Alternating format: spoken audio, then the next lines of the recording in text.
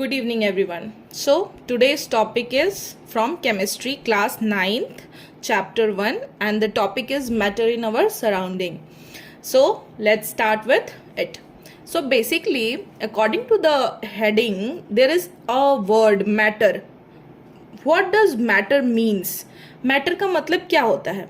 इस सराउंडिंग में जो भी चीज़ें हैं वो सारी मैटर हैं. जो भी चीज़ें स्पेस ऑक्यूपाई करती हैं, जिनके पास भी मास है, हम लोग बोलते हैं एयर जब हमारे बॉडी को टच करता है तो हमें वो भी फील होता है. दिस मीन्स कि air has also mass. Okay, तो anything that occupy space and has mass is called matter. इस अर्थ पे 5 बेसिक एलिमेंट्स हैं जिन्हें हम पंच तत्व के नाम से जानते हैं. बेसिकली उन्हें हम मैटर बोलते हैं, जैसे कि air, earth, fire, sky and water. These are the panch tattva which exist in form of 5 basic elements. Okay, example के तौर पे आप मैटर में कुछ भी ले सकते हो. लाइक मैंने यहाँ कुछ मेंशन किया है, जैसे chair, bed, river, mountain etcetera. But इसके अलावा भी आप बहुत कुछ ले सकते हो. ओके, फिर मैंने कुछ कैरेक्टरिस्टिक्स मेंशन किए हुए हैं मैटर के. जैसे कि हमारे केमिस्ट्री में सबसे पहला टर्म आता है एटम. क्या होता है एटम? जो भी मैटर होता है वो मेडअप ऑफ होता है स्मॉल पार्टिकल्स, जिसे हम एटम बोलते हैं. ऐसे तो केमिस्ट्री में बताया जाता है कि एटम ब्रेकेबल नहीं है, लेकिन हम सबको पता है कि एटम को हम 3 पार्ट में ब्रेक कर सकते हैं. क्या क्या? Electron, proton and neutron. लेकिन आप जब फर्दर स्टडी करते हो तो इसे 2 और पार्ट में हम ब्रेक कर सकते हैं, जिसे हम न्यूट्रिनो और प्रोटीनो बोलते हैं. ओके, ये ऐसे जाएगा. फिर these particles are too small to be observe with naked eyes. जो भी हमारा मैटर, अब एयर है, एयर को हम अपनी आंखों से देख सकते हैं क्या? नहीं देख सकते. उसी तरीके से बहुत सारे मैटर ऐसे होते हैं, इतने स्मॉल होते हैं कि हम उन्हें अपनी आंखों से नहीं देख सकते. बिना माइक्रोस्कोप के या फिर मैग्नीफाइंग ग्लासेस के बिना हम उन्हें नहीं देख सकते. These particles are constantly moving constantly. Okay, ये जो पार्टिकल्स होते हैं ये कांस्टेंट बेसिस पे मूव कर रहे होते हैं. Next point, these particles have space between them. बिल्कुल, सॉलिड में वो स्पेस थोड़ा कम होता है क्योंकि वहाँ फोर्स ऑफ अट्रैक्शन ज़्यादा होता है. गैसेस में वो स्पेस बहुत ज़्यादा होता है, इसीलिए गैसेस हाईली कंप्रेसिबल भी होते हैं.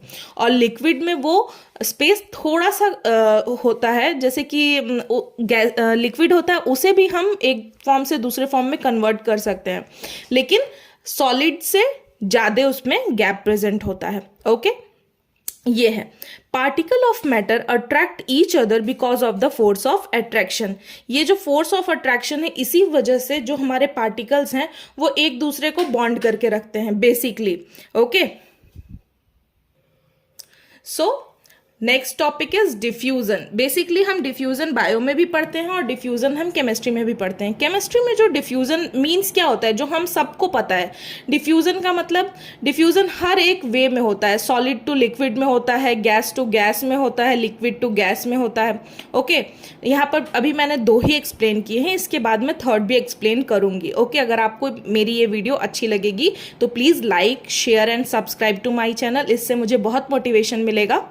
ओके, चलिए स्टार्ट करते हैं. Diffusion, particle of matter intermix on their own with each other. अपने आप ये मिक्स हो जाते हैं. अगर जैसे हम किसी रूम में परफ्यूम अपने ऊपर स्प्रे करते हैं तो वहाँ पर हमें कुछ करने की ज़रूरत नहीं है. उस रूम से बाहर भी अगर कोई बैठा है तो उसे भी वो स्मेल मिल जाएगा, क्योंकि वो जो परफ्यूम का पार्टिकल है वो एयर से मिक्स हो चुका है अपने आप. हम उसे मिक्स कराने गए नहीं, वो अपने आप मिक्स हो गया और सबके तक पहुंच गया. ओके, तो they do so by getting into the space between the particles. हम सबको पता है कि एयर के बीच में स्पेस होता है, इसलिए वो एक दूसरे से इंटरमिक्स हो जाते हैं. This intermixing of particles of 2 different type of matter on their own is called diffusion. यहाँ 2 डिफरेंट टाइप का मैटर है. एक गैस था और एक अगर स्प्रे कर रहे हैं तो उसमें भी या तो गैस के पार्टिकल्स होते हैं या फिर लिक्विड पार्टिकल्स होते हैं. दोनों इंटरमिक्स होते हैं. और फिर एयर में सबसे बेसिक एग्जांपल अगरबत्ती. अगर बत्ती को हम जलाते हैं किसी भी रूम में, अगरबत्ती सॉलिड होता है, जलता है, वेपर के फॉर्म में होता है और एनवायरनमेंट में जो गैस प्रेजेंट होती है उससे मिक्स होता है और पूरे रूम में, इवन रूम के बाहर भी फैल जाता है, जिससे कि सबको पता चल जाता है कि यहाँ पर कुछ अच्छी फ्रेगनेंस वाला चीज़ जल रहा है, या फिर कोई कुछ भी जो भी आप समझ लो जिसमें भी अच्छी फ्रेगनेंस आ रही हो, लोग ये समझते हैं। ओके, तो बेसिकली डिफ्यूज़न ये था। एप्लीकेशन हम लोग इसे केमिकली भी कर सकते हैं और बहुत सारा एप्लीकेशन हम आपको ओरली भी बता दिए, जैसे कि dissolving a solid in a liquid. मैंने यहाँ पर एक केमिकल वे में लिया है, जैसे कि अगर हम पोटेशियम परमैंगनेट लेते हैं, पोटेशियम परमैंगनेट का फॉर्मूला क्या होता है, KMnO4। ओके, तो जब हम कोई भी क्रिस्टल पोटेशियम परमैंगनेट लेते हैं और उसको एक बीकर में पानी के बीकर में हम उसको डाल देते हैं, तो हम देखेंगे उसको कुछ देर के बाद कि वो जो बीकर है पानी का, वो अपने आप ही पानी पर्पल कलर में टर्न हो जाएगा on its own, even without steering. मतलब हमें उसे घुमाने की भी ज़रूरत नहीं है, वो बिना घुमाए अपने आप ही पर्पल कलर में कन्वर्ट हो जाएगा। Okay, next, mixing of two gases, जो कि मैंने आपको सबसे स्टार्टिंग में एग्जाम्पल के तौर पे भी बताया कि जब हम कोई भी चीज़ का स्प्रे या फ्रेगनेंस वाली चीज़ होती है, मीन्स कि गैसेस को मिक्स कर रहे हैं ना, दो गैसेस है, अगरबत्ती है, सॉलिड है, बर्न किया, गैस के फॉर्म में आया, एटमॉस्फेयर में प्रेजेंट गैसेस से मिक्स हुआ और पूरे रूम में फैल गया। ये भी हमारा एप्लीकेशन है डिफ्यूज़न का। और इसमें और भी पॉइंट्स हैं लाइक ब्राउनियन मोशन, और भी पॉइंट्स हैं जो कि मैं नेक्स्ट क्लास में डिस्कस करूंगी। आप मुझे इस वीडियो के नीचे कमेंट सेक्शन में बताना कि आपको ये सेशन कैसा लगा, तो फिर मैं आगे और वीडियोस बनाऊंगी। Thank you.